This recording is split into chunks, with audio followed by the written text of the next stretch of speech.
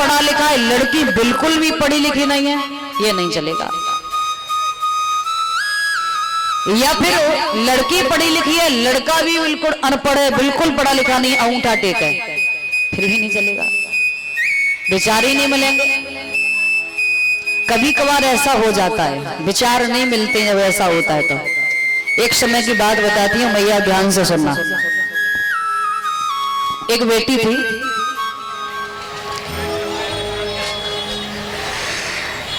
एक लड़की थी, बहुत पढ़ी लिखी थी, बहुत पढ़ी लिखी रहे।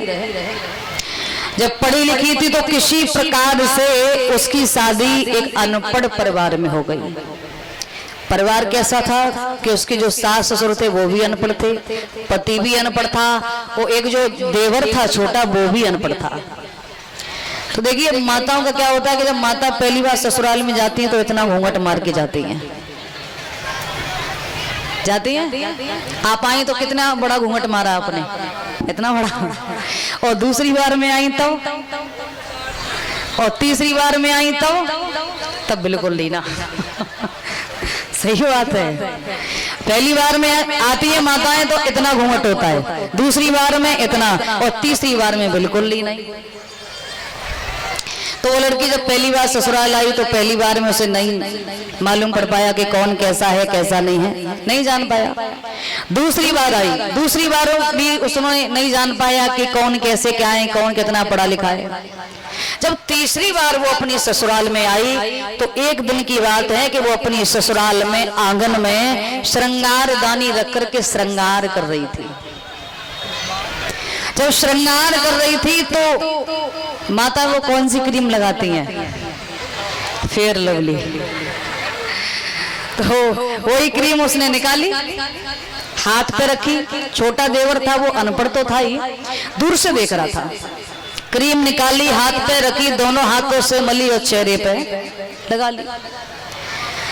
और उस देवर ने देखा भाभी क्या कर रही हैं, पता नहीं ये क्या लगा रही हैं।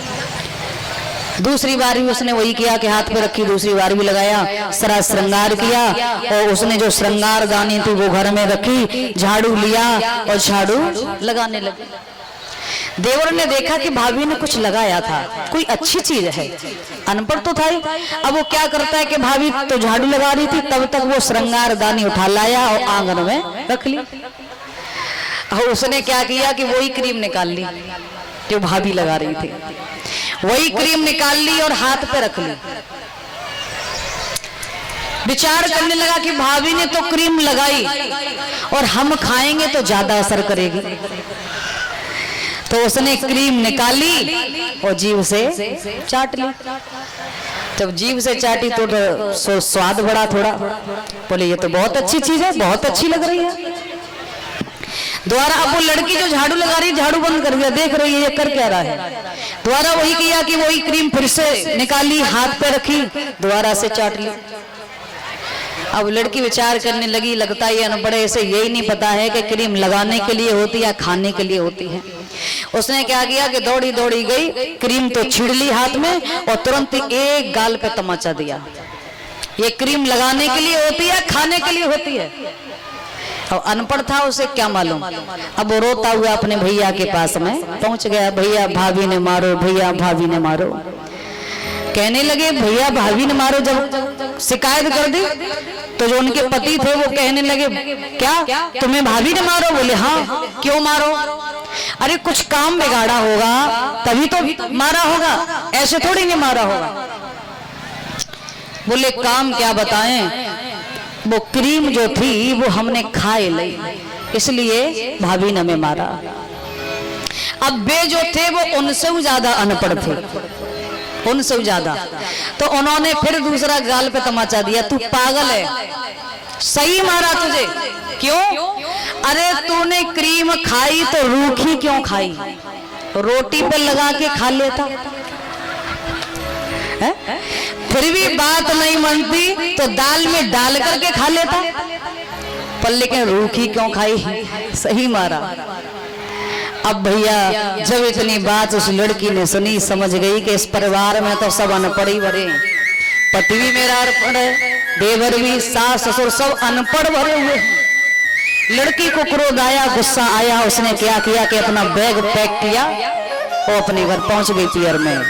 कहा मैया जिस घर में शादी की है ना पूरा परिवार अनपढ़ है, अरे उन्हें यही मालूम नहीं क्रीम लगाने के लिए होती है खाने के लिए होती है, आज के बाद मैं ससुराल नहीं जाऊंगी, चली आई अपने घर।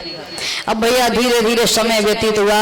उस लड़के की माताजी ने एक दिन कहा कि ऐसा करो बेटा, बहू जो गई है वो गुस्से में गई है, ससुराल वाले भी यही कहेंगे तुम्हारे कि बताओ गुस्से में चली आई तो कोई लिवाने के लिए भी नहीं आया, ऐसा करो आप जाओ और मना करके बहू को ले आओ।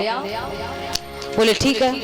अब वो भैया जब ससुराल में चले तो अच्छी प्रकार से पैंट कोट पहन करके चले, क्योंकि भैया लोग जब ससुराल जाते हैं ना तो उनका लुक चेंज हो जाता है, बड़े अच्छे प्रकार से जाते हैं क्योंकि वहाँ साली भी मिलती हैं, सास भी मिलती हैं, तो लुक में गए अच्छी प्रकार से कोट पैंट पहने, सेंट भी लगाई महकते हुए। हिसाब से बनाना चाहिए। आज जब ससुराल में पहुंचे हैं, अब ससुराल में जब पहुंचे सास ने देखा कि दामाद जी आए तो पहले बड़ा सम्मान किया, ऐसा करो जो और भी बेटियां थी उनसे आदेश दिया, दामाद जी आए हैं ऐसा करो खाट डाल दो, बिछाई लगा दो, दामाद जी को बिठा लो। और सेवा में लग गई, खाट डाल दी, बिस्तर लगा दिया, उन्हें बिठा लिया। भोजन बनाया जाए दामाद जी के लिए, अच्छे अच्छे पकवान बनाए जाए, चार चार प्रकार की सब्जी बनाई भैया, पूरी बनाई। एक बात और बता दे मैया, जब भैया लोग अपनी ससुराल जाते हैं ना तो ससुराल में जो रोटियों का पूड़ियों का आकार होता है वो छोटा हो जाता है, भैया लोग जानते होंगे। जो सास होती है ना वो छोटे आकार की पूड़ियां बनाती हैं। तो हुआ ये कि भैया भोजन थाल में परस दिया और रख दिया सामने। सास ने कहा कि दामाद जी ऐसा करो भोजन कर लो। बोले हाँ भोजन तो करेंगे। अब देखा दामाद जी भोजन करने लगे, विचार करने लगे, पूड़ियां हैं सब्जी है, पर लेकिन जो पूड़ी है उसका आकार थोड़ा छोटा है। तो उन्होंने विचार किया कि एक पूड़ी को दो बार में क्या खाएं, चलो एक ही बार में खा लेते हैं। तो वो एक पूड़ी उठाए, सब्जी लगाएं और खाएं। पत्नी रसोई में से देख रही थी, बताओ वहां बेइज्जती करते हैं वो तो करते ही हैं, यहाँ पे भी बेइज्जती कर रहे हैं। अब मायके में या पीहर में है, सबके सामने कैसे कहे, तो उसने क्या किया कि रसोई में से चमचा बजाया, बर्तन में चमचा बजा करके इशारा दे करके कहा अरे क्या कर रहे हो, वहां हमारी बेइज्जती करते हो वो तो करते ही हो, यहाँ पे भी कर रहे हो, सारे लोग देख रहे हैं, एक पूड़ी तुम एक ही बार में खा रहे हो, अरे कम से कम एक पूड़ी दो बार में तो खा ही लो। जब उस लड़की ने ये बात कही तो वो बेचारे सीधे साधे रहे, अनपढ़ तो थे ही, तो विचार करने लगे, लगता है ये कह रही है कि एक यानी एक बार में दो दो पूड़ियां खाओ, एक से काम नहीं चलता है। अब वो क्या करें कि दो पूड़ी उठाएं, सब्जी लगाएं और खाएं। वो लड़की बड़ी परेशान हुई, बताइए हम कह क्या रहे हैं और समझ क्या रहे हैं।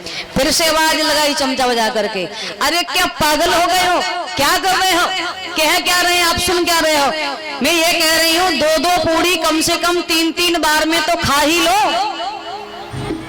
उन्होंने विचार किया, ये कह रही है कि दो से भी काम नहीं चलता है, एक बार में तीन तीन पूड़ियां खाओ। अब वो तीन पूड़ियां एक साथ उठाए, सब्जी लगाए और खाए। लड़की बड़ी हैरान हुई, बताइए कैसे समझाया जाए। फिर से आवाज लगाई, अरे गौर से सुनो, हमारा इशारा समझो, हम ये कह रहे हैं कि तीन पूड़ियां कम से कम चार बार में खाओ। बेचारे नहीं समझ पाए, ये कह रही है तीन से भी काम नहीं चलता है, एक बार में चार चार पूड़ियां खाओ। अब वो चार चार पूड़ी एक साथ उठाए, सब्जी लगाए और खाए। लड़की बड़ी परेशान हुई, तो उसी समय इशारा दे करके कहा, तुमने तो मेरी नाक ही कटवा दी। जब इशारा दे करके कहा कि वहां बेइज्जती करते सो करते, यहाँ पे भी बेइज्जती कर रहे हैं, तुमने तो मेरी नाक ही कटवा दी। अब उन्होंने ये सोचा कि ये कह रही है यहाँ का नियम है कि चार पूड़ियां एक साथ उठाओ, सब्जी लगाओ, नाक से लगाओ, फिर खाओ। अब वो चार पूड़ियां एक साथ उठाए, सब्जी लगाए, नाक से लगाए, फिर खाए।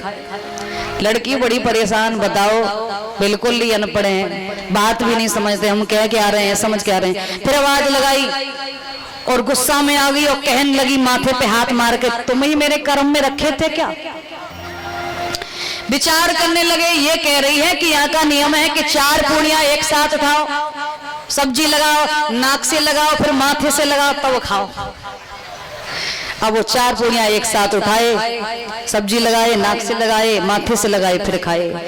लड़की बड़ी परेशान हुई, उसने कहना ही छोड़ दिया। क्रोध में जल्दी कपड़े पैक किए कि यहाँ तो बेइज्जती किए जा रहे हैं, और झटपट अपनी ससुराल पहुंच गई। बोलिए वृंदावन बिहारी लाल की। तो मेरे कहने का तात्पर्य ये है, अगर बेटी गुणवान है, सुंदर है, पढ़ी लिखी है, तो लड़का भी वैसा ही होना चाहिए। थोड़े लड़का कम पढ़ा लिखा है, लड़की ज्यादा पढ़ी लिखी, ये तो चल जाएगा, पर लेकिन एक अनपढ़ है, एक पढ़ा लिखा है, तो ये नहीं चलेगा। इसलिए हमेशा दोनों का पढ़ा लिखा होना बहुत जरूरी है।